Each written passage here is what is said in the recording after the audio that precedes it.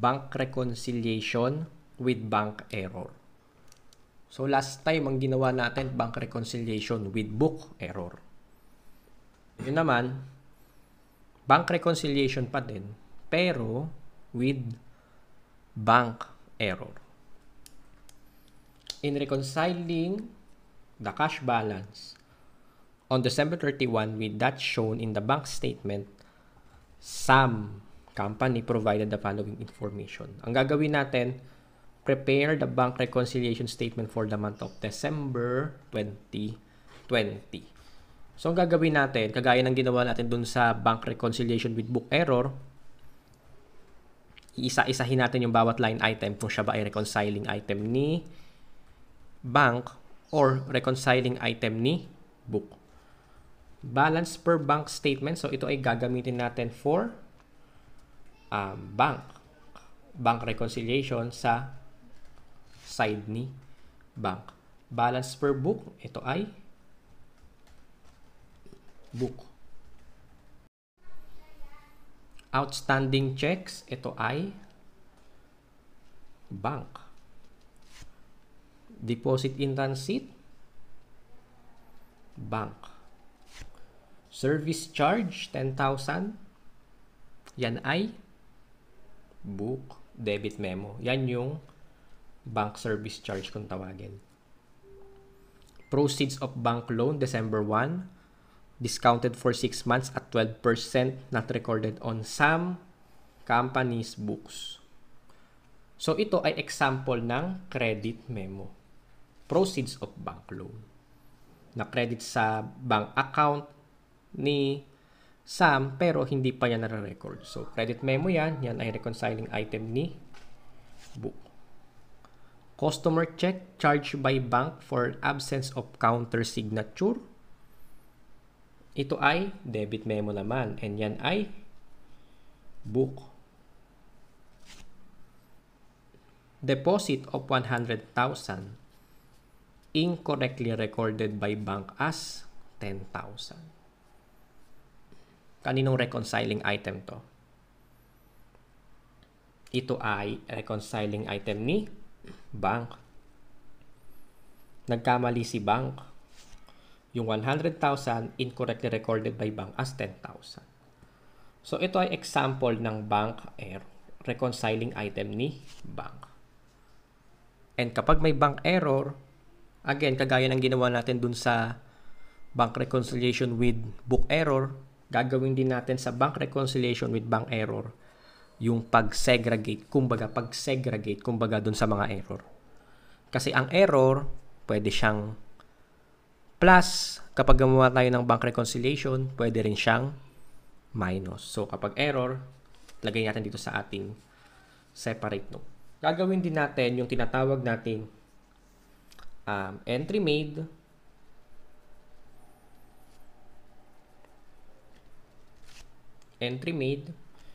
then yung should be entry, and yung adjusting entry. And yung entry made should be an adjusting entry. Ito ay sa records ni bank. Sa records ni bank, kung ano yung ginawa niyang entry, kung ano yung ginawang entry ni bank, kung ano yung dapat na entry ni bank, and ano yung dapat na adjusting entry ni bank. Now, bago tayo mag-proceed dito sa errors, i-recall muna natin yung recording ng transactions sa point of view ni bank. Recall muna natin. Okay, dito muna na sa lower portion ng yellow paper. Mag-recall muna tayo ng mga transactions na kung paano i-record ni bank sa kanyang records, kumbaga. So, ito ay Sam Company. So, kunyari, si Sam Company ay nag-open ng checking account sa bank. Ayan, nag-open si Sam Company ng checking account sa bank. So, sa point of view ni Sam Company,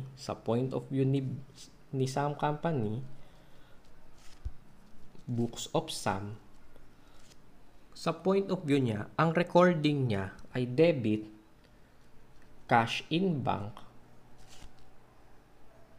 credit, Sam Capital. Ayan.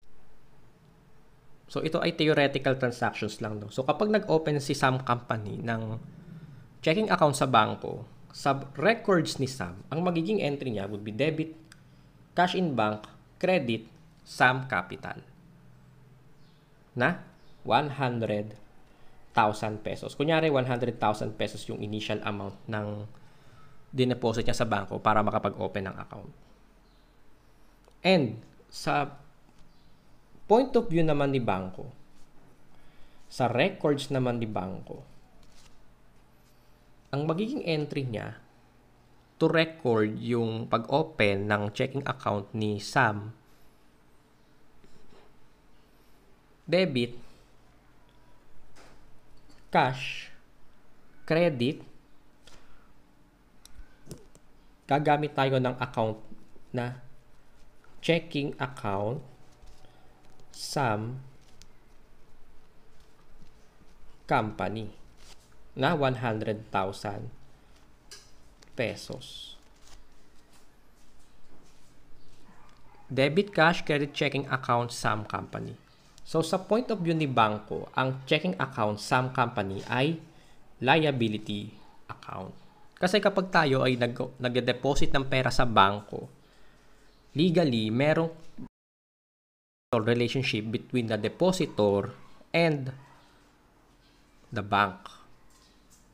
So, lumalabas na parang may utang si bangko kay Sam na 100,000 pesos. Kasi, yung kasing dineposit na pera ni Sam Company sa bank ay hindi naman yan pera ng bangko. Kumbaga, pera yan ni Sam, pinapahawak niya lang sa bangko yung kanyang pera. So, ito na. Meron na tayong record ng opening ng checking account. And ganun din, kapag nag-deposit si Sam Company sa bangko, ang magiging record ni bank ay debit, cash, credit, checking account Sam Company. So, ibig sabihin nun, kapag nagke-credit ang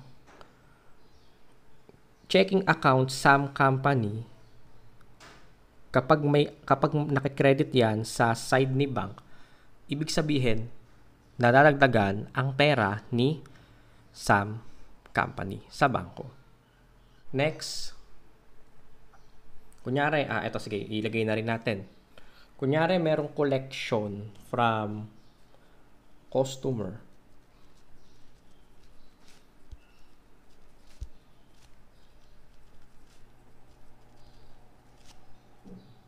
Then, yung collection na yun, dineposit din ni Sam Company.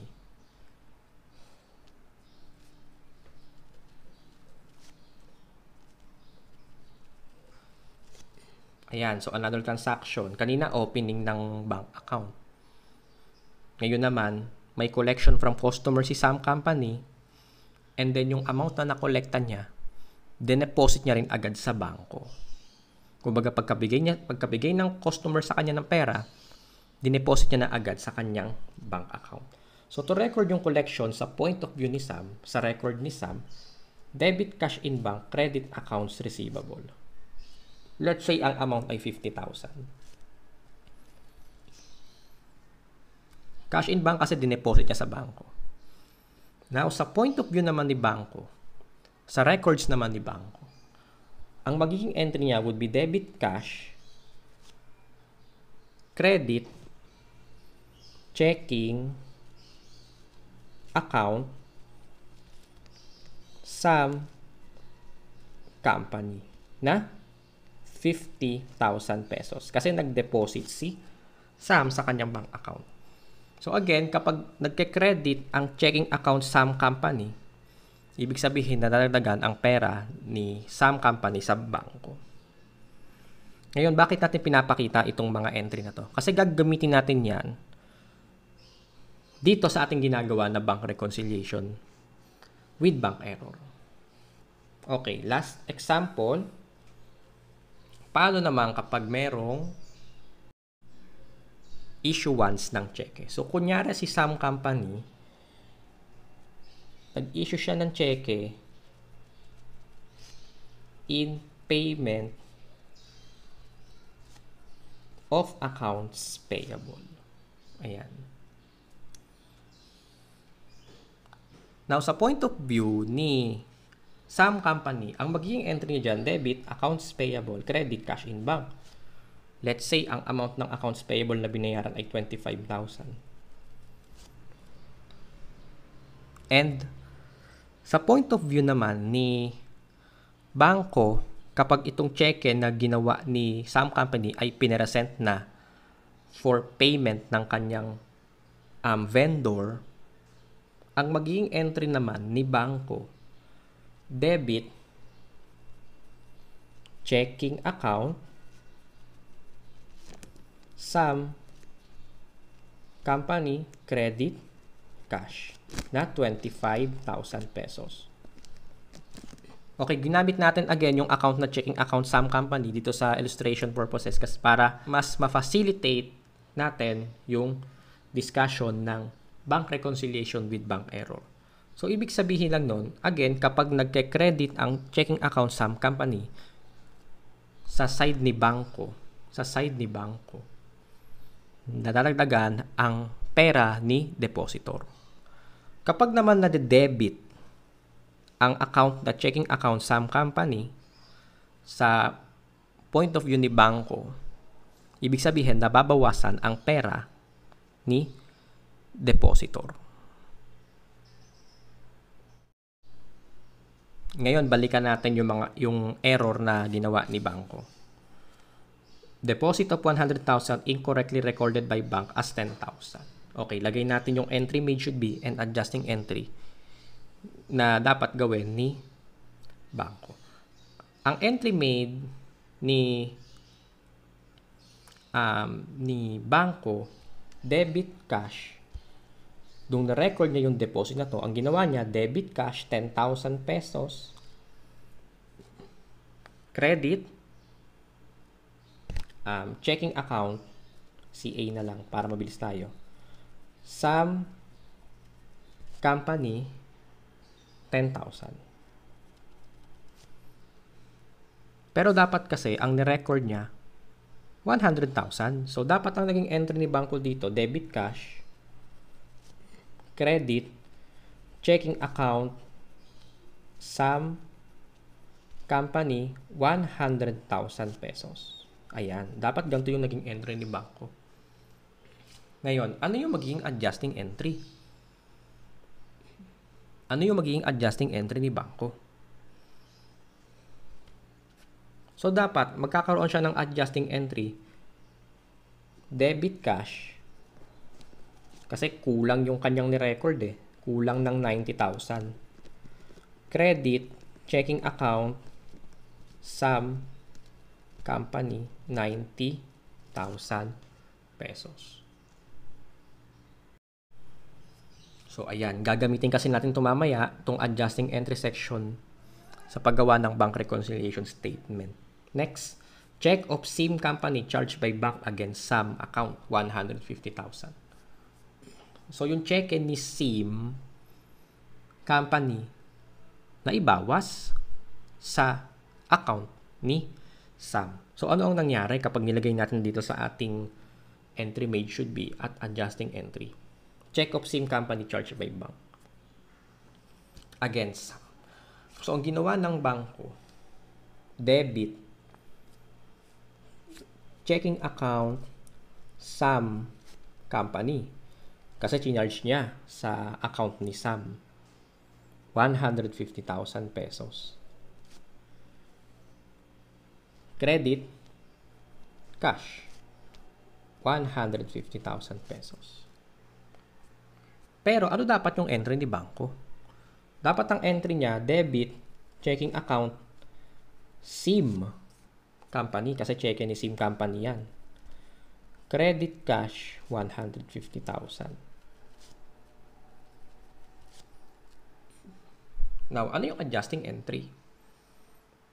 Ang adjusting entry niya would be debit, checking account, SIM company, credit, checking account, SAM company na 150,000 pesos.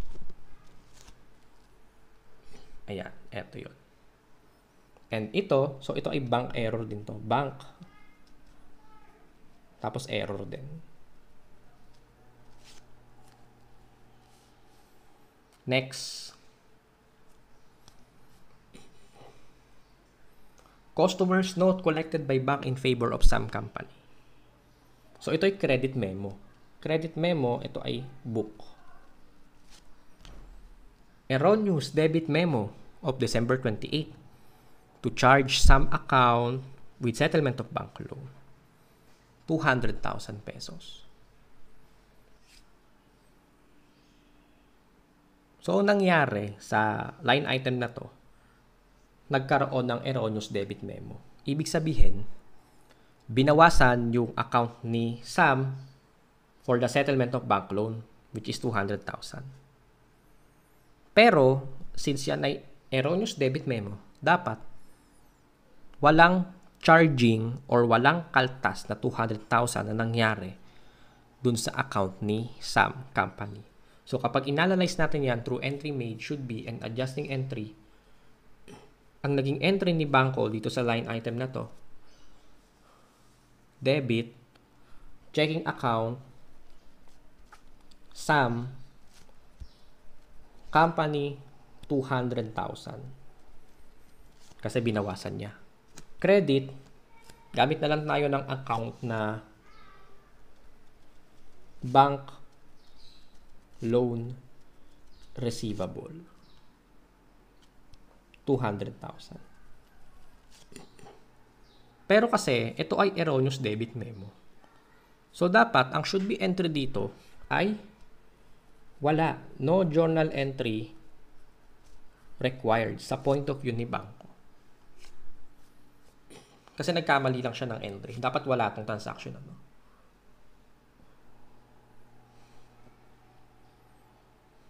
So, ang adjusting entry natin would be debit, bank loan receivable,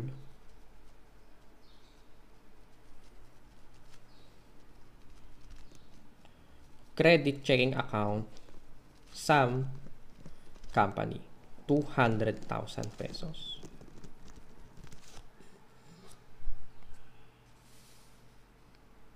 So, ito ay reconciling item ni bank. And ito ay error.